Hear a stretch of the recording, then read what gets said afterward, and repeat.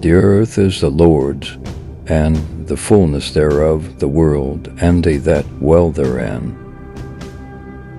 David opened Psalm 24 with a powerful declaration. Everything belongs to God, the land, the resources, and every soul that walks the earth. This truth roots us in the sovereignty of God, who created all things and to whom all things ultimately return. This is God's claim to divine ownership, authority, and care over all creation. But why does that matter to us today? Because it sets the foundation for understanding God's right to offer salvation to all. He owns it all. He chooses how to dispense His grace.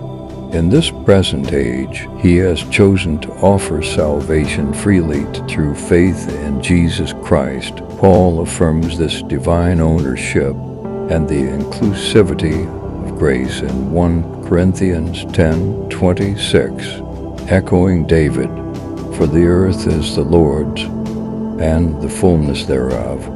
This is not coincidence. Paul uses David's words to underscore that we, as believers, are free in Christ, not bound by laws that divide Jew from Gentile, clean from unclean. The message: if God owns it all, then He has the right to give freely to all. That includes salvation by grace.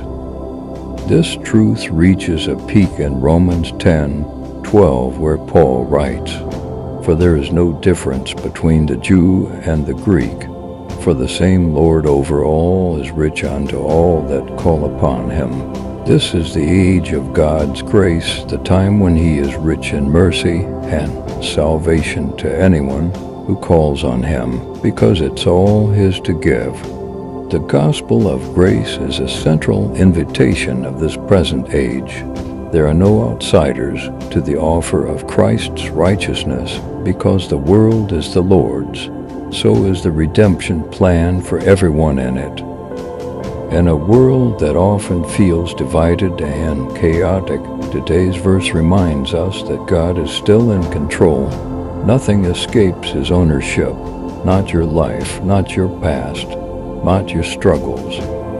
He owns it all and can restore all. He is offering you the riches of His grace without merit, without cost, just by faith.